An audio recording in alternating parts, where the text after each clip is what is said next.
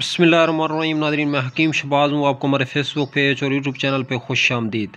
तो बात करेंगे थोड़ा बादाम की अफादियत के हवाले से। बादाम जो है ये बादशाहों के शाही महलात की ज़ीनत हुआ करता था, और बादशाहों में जो है इसको जो है एक ख़ास मेवाजात में जो है इज़्ज़त और बरतरी हासिल थी ज़माने कदीम के अंदर।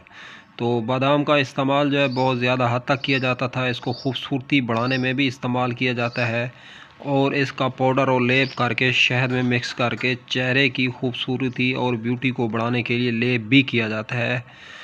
तो बादाम को जो है इंसानी सेहत के लिए बेहतरीन ग़िज़ा माना जाता है शुरू से ही, बुनियादी तौर पे। तो इसमें जो है दूध से दुगना कैल्शियम पाया जाता है, 2 गुना ज़्यादा। तो अगर आप लोग जो है कोई मेडिसन खाते हैं, देसी है या अंग्रेज़ी है, तो उस हवाले से बादाम को पीस के रगड़ के पानी में, तो बादाम वाले पानी से अगर आप लोग मेडिसन खाते हैं तो मेडिसन का जो असर है ये डबल और दुगना हो जाता है।